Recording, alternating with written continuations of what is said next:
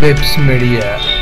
सबै समादरणीय भक्तजन वर्गहरूले चन्दन अक्षता फूल लिएर हात जोड्नुहोस्।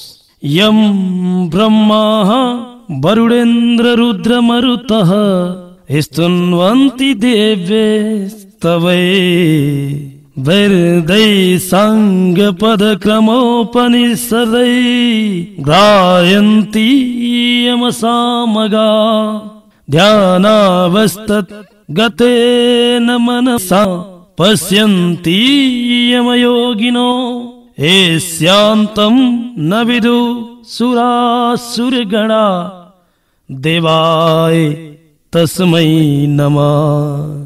श्रीमच्चन्दन चर्चितो ज्योज्ज्वलबुभु शुक्लाम्बरा मल्लिका मालालंकृत कुंडला प्रबिलसन मुक्तावली शोभिता सर्व ज्ञान निधान पुस्तक धरा रुद्राक्षमाला धरा वाग्देवी बदनाम्बुजे वसतु मै त्रैलोक माता चिरम मूकं करोति वाचालं पंगुं लंघयते गिरिं यत् कृपातमहं वन्दे परमानन्दमाधवम्। नमो भगवते तस्मै व्यासायामित तेजसे ऐसे प्रसादात्तोत्स्यामि नारायण कथामिमाम्। नारायणं नमस्कृत्यं नरं चैव नरोत्तमं देवीं सरस्वतीं व्यासं ततो जयमुदीरयेत्। पुष्पाञ्जली चढाई नमस्कार गर्नु, एकचित्त भएर कथा सुन्नु।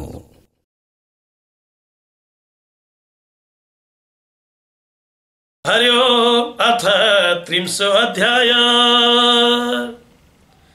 कुमारजी आज्ञा गर्नुहुन्छ हे अगस्त्य मुनि। ता उपरान्त चन्द्रावतीले गोमरानी नवराज राजालाई प्रणाम गरिन् र नवराजले सन्मान गरी बिछौनामा बसाली चन्द्रावती छेउ सुध्याए। हे स्त्री, तेरो मुख नदेखेको पनि 5 वर्ष भयो। ल्याउन भनी डोलीहरू गएथे, ती पनि फिरेनन्। तैले पनि किन विलम्ब गरिस्? मैले राज्यको भोगले तँलाई बिर्सिरहेको थिएँ। फेरि साली नदीका तीरमा आई किन एक्लै बसिस्? मलाई त लावण्य देशका जनले भनेर पो थाहा पाएँ। औ त पनि अधिक जस्ती छैनस्, बडो तेजस्वी भइछस्। धेरै दिनमा देखेपछि आफ्नै स्वास्नी पनि राम्री लाग्छ भने जस्तो अचम्मको देखे नवराज राजाले।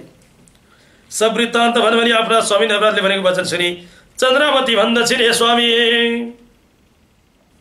माइत बसेकी थिए। तपाईँले डोलीहरू पठाउनु भएपछि राजा भएको खबर तिनका मुखदेखि सुनेर चाँडै बाबा मात्रै छेउ बिदा भई डोलीमा बसी कहिले मेरा स्वामीको दर्शन पाउला भने अद्भुत आएकी थिए। त्यस दिन माघ शुक्ल पूर्णिमाको दिन रहेछ। त्यस बेलामा स्वर्गका अप्सराहरू वा स्त्री स्वस्तानी परमेश्वरीको व्रत गर्न लागेको डोलीहरू देखि डोली अडे आई। हामीलाई भोक लाग्यो, केही चिज पाए खाइ आउँछौ भनी गए र मलाई एक्लै छोडेर अप्सराहरूले व्रत गरेको ठाउँमा गए। अप्सराका संसर्गमा पूजा गरी प्रसादले म छेउ आई प्रसाद दिँदा त्यस बेलामा मलाई अहंकारले छोप्यो र डोलीबाट डोलेरका हातबाट प्रसाद खोसी थुथु गरी थुकी गोडाले कुल्ची मिल्क्याई। श्री स्वस्तानी परमेश्वरी प्रति पनि नाना तरहले निन्दा गरी डोलेहरूलाई खाइ गरे, अर्थात् हप्काए। र डोलेहरू मदेखि डराई केही पनि भन्न नसकी डोली बोकेर हिँडे। साली नदीमा आइपुग्दाखेरि अकस्मात चदुवा टाँगे जस्तो मेघोटी ठुलो वर्षाद आयो र म डोलीदेखि साली नदीको माझमा खसे। डोलेहरूलाई के कसो भयो मलाई केही पनि थाहा भएन।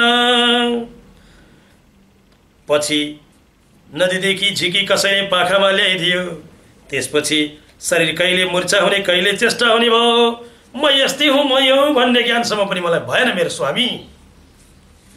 पछि 5 दिनपछि कपिल नगरेका 2 भाइ ब्राह्मण त्यही बाटो आउँदाखेरि कहाँ जान लाग्यो कपिल ब्राह्मण भनेर सोद्धाखेरि उनीहरूले राजाको ब्राह्मण भोजमा जान लागेको भनेको सुन्ने बित्तिकै राजाको भोजनमा जाने भए मलाई पनि केही ल्याइदेऊ भनेर हराएकी थिए।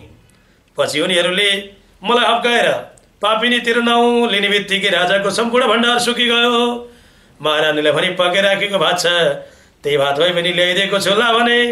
र मैले त्यत्तिकै खाना तम्सिएको देखि ती ब्राह्मणहरूले हे पापिनी, तँलाई यस्तो अवस्थामा धर्मको चेष्टासम्म पनि छैन, कमसेकम मुक्त धोएर खा भने। त्यसपछि मुख धुनका लागि म साली नदीमा गएँ। साली नदीमा म जाँदाखेरि नदी पनि सुक्दै सुक्दै गयो, बडा कष्ट भयो मलाई। त्यसपछि त्यत्तिकै आएर खाऊ भनेर लाग्दाखेरिमा त्यो भात खरानी भइगयो। त्यही खरानी पनि खाऊ भनेर लाग्दाखेरिमा बतासले उडाएर लगिदियो स्वामी। अनि त्यसै बेलामा पहिला नै कपिल ब्राह्मणहरूले श्री स्वस्तानीको व्रत गर भनेर उपदेश पनि दिएथे। पछि पौष शुक्ल पूर्णिमाका दिन स्वर्गका अप्सराहरू साली नदीमा स्नान गर्न आएको मौकामा तिमीहरू को हो भनी सोद्धा उनीहरू स्वर्गका अप्सरा रहेछन्। उनीहरूले श्री स्वस्तानी परमेश्वरीको व्रत गर, त्यसै व्रतका प्रभावले तेरो सम्पूर्ण पाप नाश होला भने।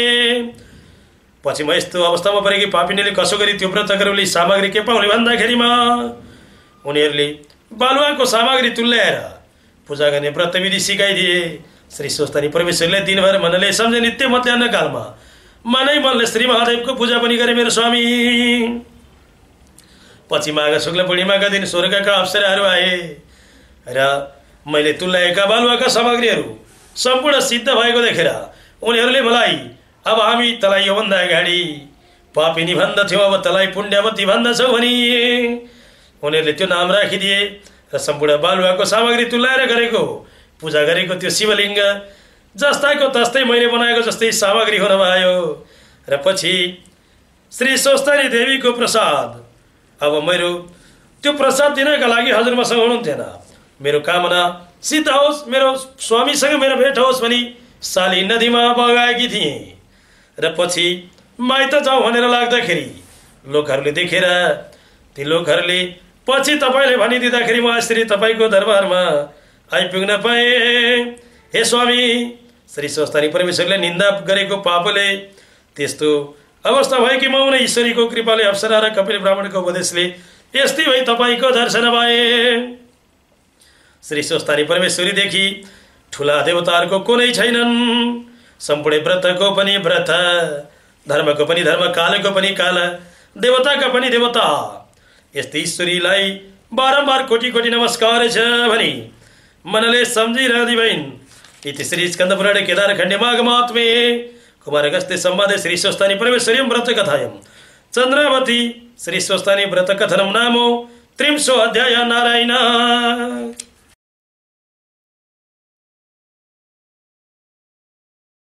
पुष्पाञ्जलि हात जोड्नु। उपनयतु मङ्गलं वः सकल जगन मङ्गलालय श्रीमान दिनकर किरण निबोधित नवनलिन दल निवेक्षण कृष्ण काले वर्षतु पर्जन्यं पृथिवी सस्यशालिनी देशोऽयं क्षोभरहितो ब्रह्मणा सन्तु निर्भया अपुत्रा पुत्रीण सन्तु पुत्रीणा सन्तु पौत्रीणा निर्धना सदना सन्तु जीवन्तु सरदां सतम्। तत्रैव गंगा यमुना च तत्र गोदावरी सिंधु सरस्वती च सर्वाणि तीर्थानि वसन्ति तत्र एत्राच्युतोदार कथा प्रसंग।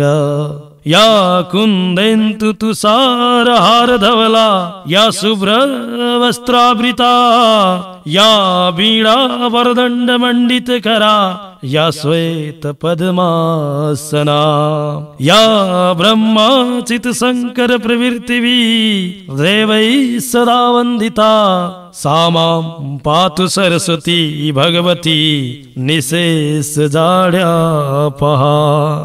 कायेन वाचा मनसेन्द्रियैर्वा बुद्धात्मना प्रकृति स्वभावात् करोमि यद्यत् सकलं परस्मै नारायणायेति समर्पयेतत्। पुष्पाञ्जली चढाई दण्डवत गर्नु, आफ्ना मनले चिताएको वरदान माग्नु। श्री स्वस्तानी परमेश्वरी की जय।